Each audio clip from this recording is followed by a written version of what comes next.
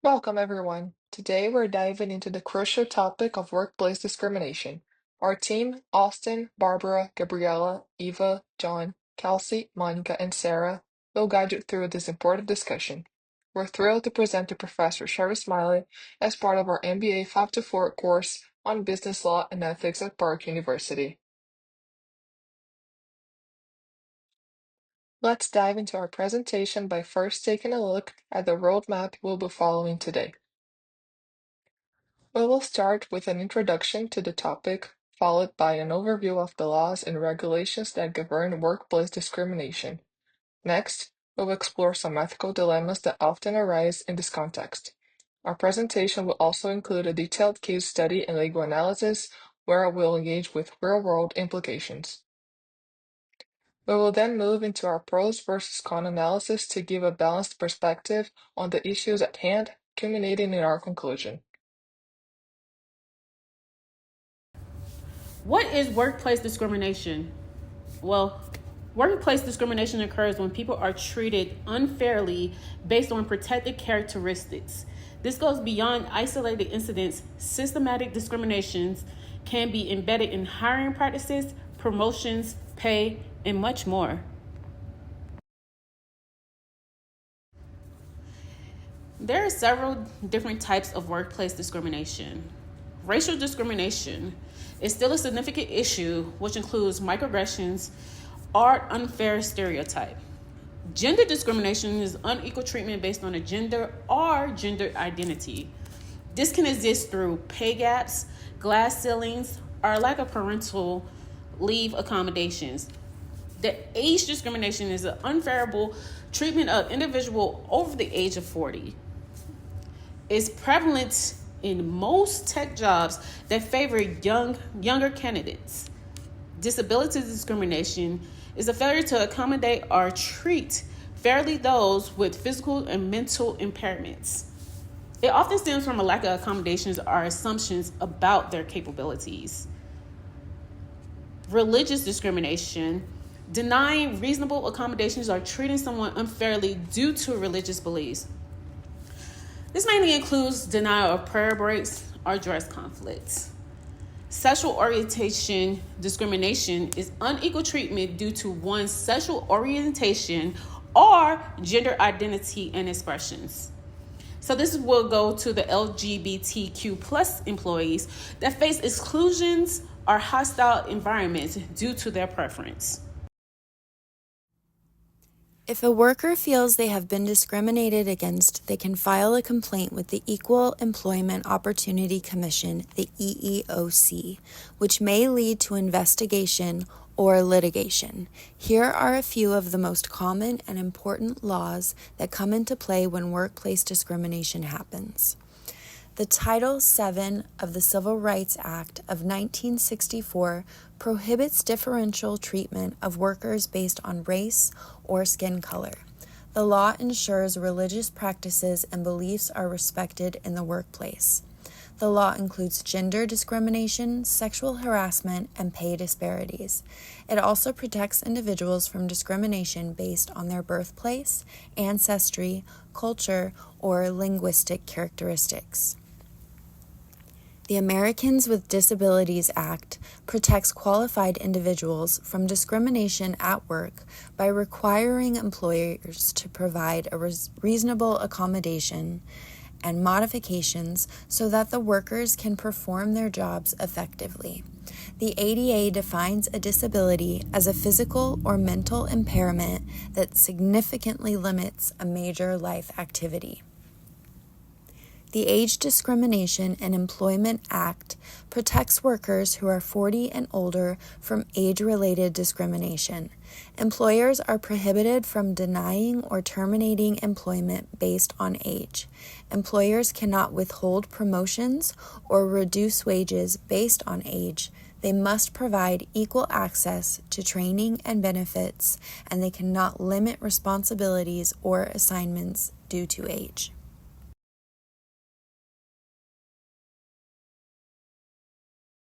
Equal Pay Act. The Equal Pay Act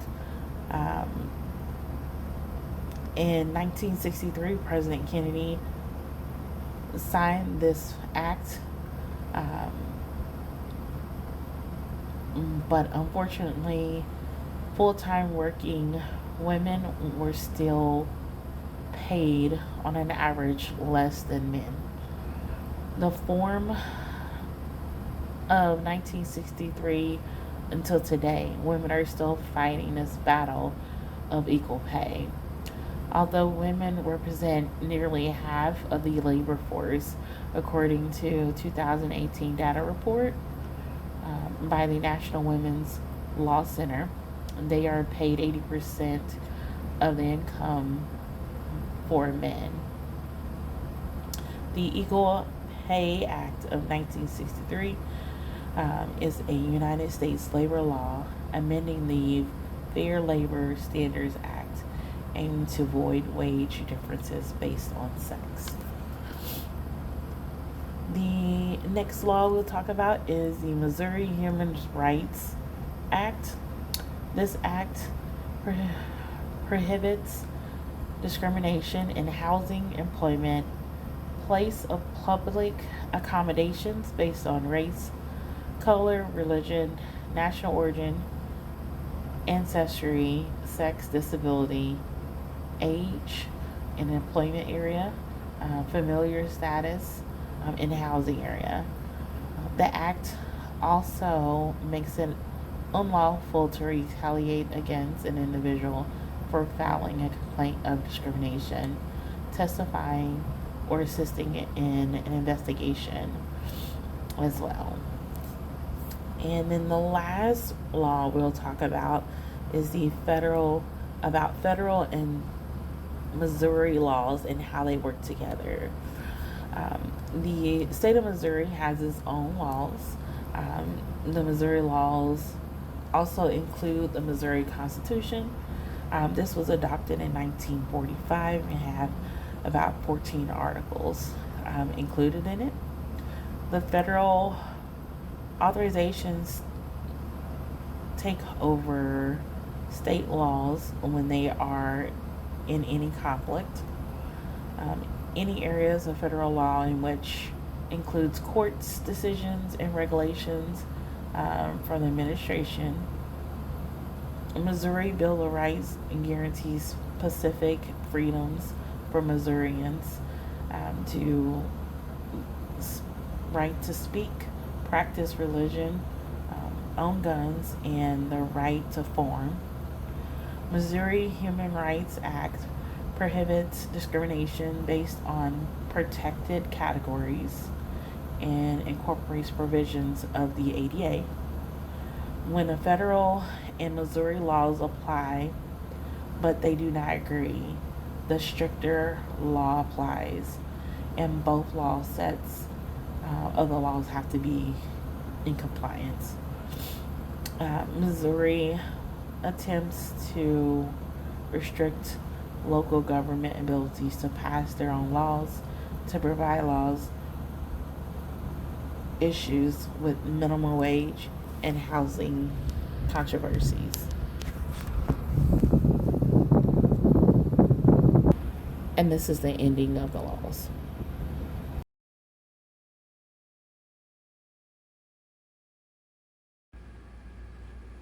Today, I'd like to explore how workplace rules can quietly legitimize bias even when they break no statute. Over the past decade, weight stigma has climbed by about 60%, seeping into hiring, promotion, and pay decisions. Because only Michigan and a few municipal codes protect body size, most employers may legally discipline or dismiss workers based on weight. A Texas ruling illustrates the gap. The court said obesity linked to lifestyle choices was not a disability, so a medical resident's termination stood unchallenged. The economic fallout from these lawful policies is striking. Heavier employees earn roughly $1.25 less per hour than their peers, which stretched over a 40-year career. That shortfall can exceed $100,000, widening inequities rooted in company practice rather than performance. Reform momentum is growing. In Massachusetts, Bill S. 2669 would add body size to the state's Civil Rights Act.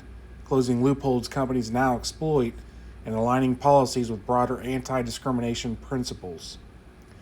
In short, when organizational rules mirror social bias instead of the spirit of civil rights law, they entrench discrimination under the guise of compliance.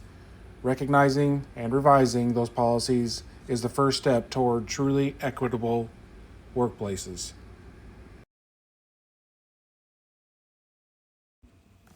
Think of culture fit as the glue that holds a team together, but also a gate that can lock difference out.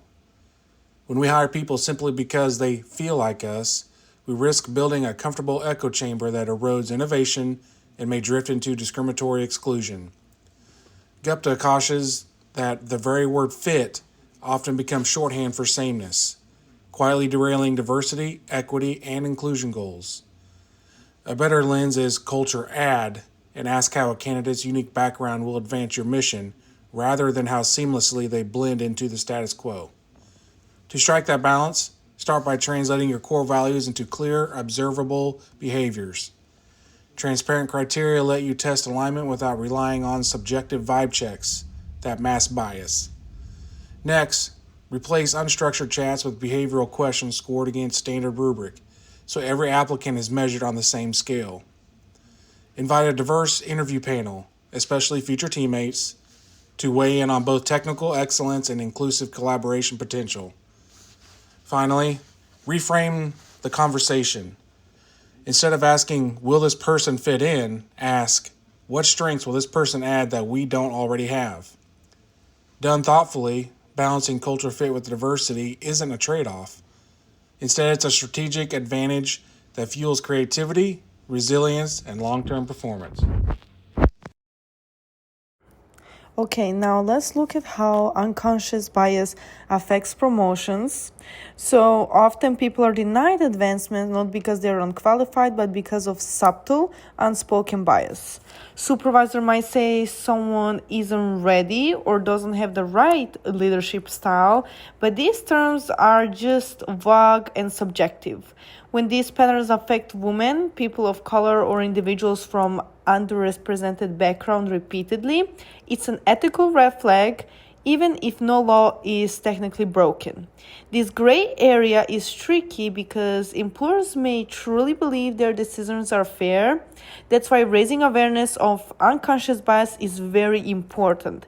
It helps decision-making reflect on whether they're holding some people to high standards and some to a lower standards, or even overlooking talent because it doesn't look like what they're used to. Training, structure, evaluations, and transparency in promotions can help ensure everyone gets a fair shot. And let's also talk about microaggression, those everyday comments or jokes that may seem harmless to some, but feel like small cuts to others. Okay, this could be things like you don't act gay or you're so articulate for someone from that background. And while they often don't meet the legal threshold or harassment under Title VII, they still erode workplace culture. Here's the ethical dilemma. Legally, an employer might not have to act, but morally, should they? Absolutely. When people hear or experience microaggression repeatedly, it impacts their sense of belonging and mental health. Ethical employers go beyond compliance. They create environments where people feel respected, not just tolerated. This means training, calling in, not just calling out, and equipping managers to respond thoughtfully is very, very important.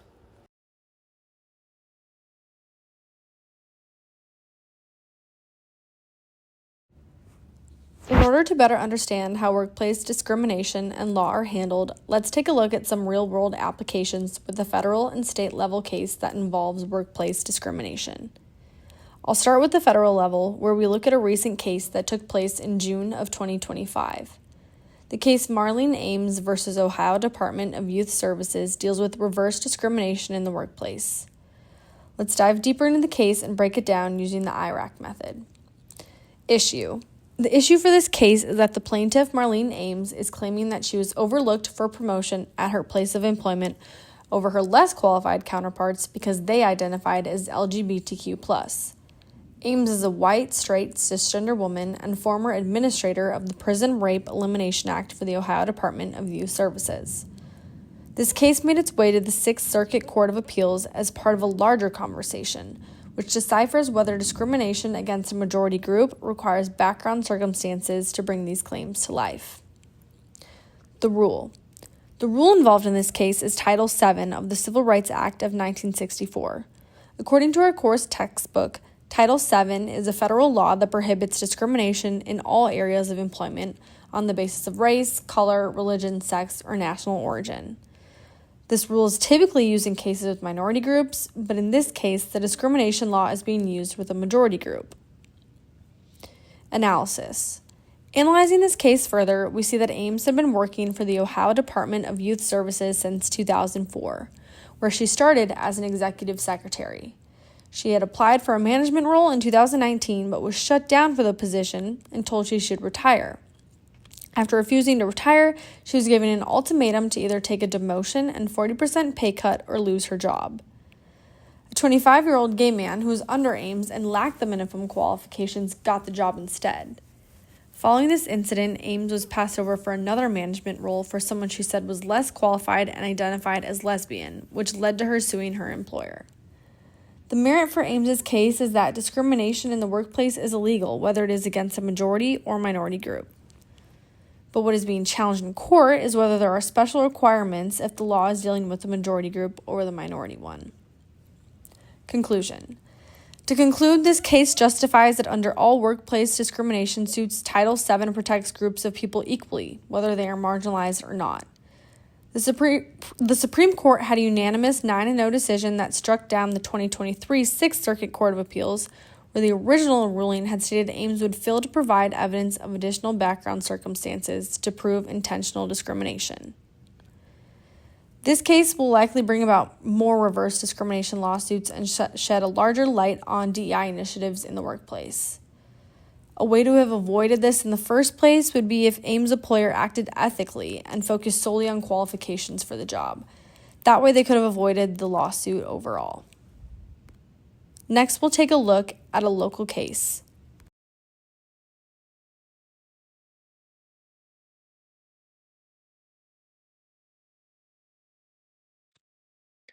Today, we're looking at a 2024 Supreme Court case, Muldrow versus the City of St. Louis. This case deals with workplace discrimination under Title VII of the Civil Rights Act. The key takeaway is that the court ruled unanimously in favor of the employee, saying that even a lateral job transfer can be considered discriminatory, even if the pay and title stay the same. The legal question here is whether Title VII requires an employee to prove a significant disadvantage when claiming discrimination in a job transfer. In other words, does something like a transfer still count as discrimination if it's based on gender or another protected category? Title VII protects employees from discrimination in all aspects of employment, not just pay. This includes job conditions and privileges.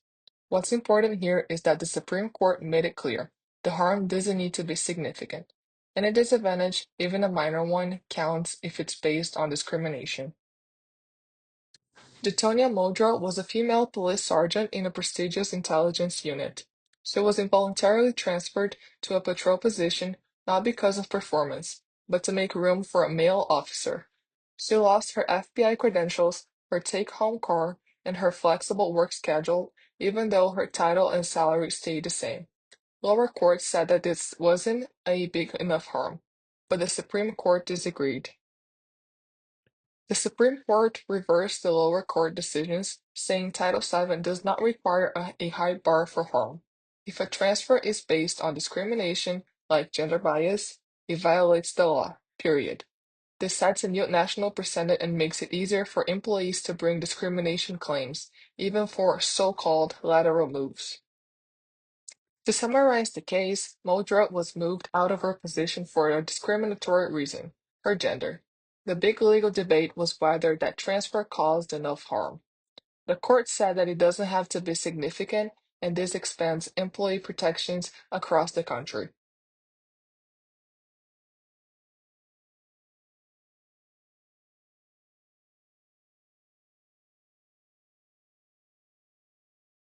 So, how could it have been avoided through better ethics? First, transparency matters. If decisions are clearly documented and justified, there's less room for bias. Training to reduce unconscious gender bias is also crucial, especially in male-dominated fields like law enforcement. Companies can prevent these situations with the right system in place. Anonymous hotlines give employees a safe way to report discrimination. Regular audits of personnel decisions can reveal patterns of bias before they turn into legal problems. And strong anti-retaliation policies encourage people to speak up without fear. Beyond policies, there needs to be a culture that promotes fairness. Leadership must be held accountable for creating inclusive workplaces. That means making decisions based on skills, experience, and qualifications, not assumptions based on someone's gender. To wrap up, even small job changes can be discriminatory if they are made for the wrong reasons. These cases set the national precedent that expands worker protections. It's a reminder that ethical leadership and proactive measures are the best defense against lawsuits, bad press, and a toxic work environment.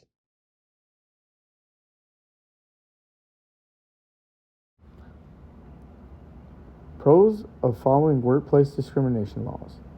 Let's go over the benefits of following workplace discrimination laws. First, there's legal protection. When companies follow anti discrimination laws, they avoid the risk of lawsuits, fines, and other penalties, keeping their operations safe and compliant. Next, a better workplace culture. A company that prioritizes fairness and inclusivity tends to have higher employee morale and job satisfaction, which can reduce turnover and increase engagement. Following that, we see increased innovation. Diverse teams bring unique perspectives which can lead to creative solutions and better problem solving. People from different backgrounds see things differently, and that's valuable for growth. Also, attracting talent. Companies known for following anti discrimination laws are more likely to attract top candidates from diverse backgrounds. This helps build a skilled workforce. Another benefit is enhanced reputation.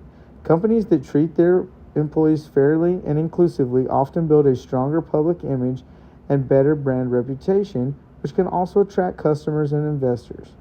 Finally, higher productivity, inclusive workplaces encourage better collaboration. Employees who feel respected and valued tend to be more productive, working together more effectively. Cons of following workplace discrimination laws. Let us discuss some potential downsides of following workplace discrimination laws. First, there are initial costs. Diversity training and setting up legal compliance programs are expensive for companies, which may be challenging. Another issue is resistance to change. Employees used to old discrimination practices might not easily accept new policies, which can slow progress. Then there is the risk of overcompliance. Companies may focus too much on following the rules that they miss the bigger picture of building diversity. This can happen when focusing only on legal compliance and not creating a genuinely exclusive culture. Unintended consequences are also a concern. For example, strict hiring quotas may lead to reverse discrimination, where the focus shifts too much on meeting numbers rather than hiring the best candidates. Finally, there's the possibility of misunderstanding. Sometimes companies can misinterpret the laws or apply them in ways that confuse employees or lead to unfair practices. So while focusing on these laws is essential, it is also important to be aware of its challenges. As we wrap up, let's focus on the critical impact of workplace discrimination. It's an issue that deeply affects employee well-being and the integrity of organizations. Federal and state laws provide essential protections, but they are not enough on their own. Ethical leadership and fostering a proactive culture are crucial to exceed these minimum standards. A case in point, Muldrow versus the City of St. Louis, shows even lateral job changes based on bias are unlawful under Title VII. This case highlights the importance of vigilance against discrimination in all its forms. Addressing unconscious biases, microaggressions, and flawed practices in hiring or promotions is fundamental. By investing in comprehensive training, maintaining transparency, and upholding accountability, Companies can not only avoid legal pitfalls, but also boost innovation and reputation while building trust among their employees. Finally, inclusive policies are not just about compliance. They lead to higher employee retention and satisfaction, reducing turnover, and enhancing overall performance. Corrective measures like anonymous reporting and regular audits are effective strategies to catch and address discrimination early.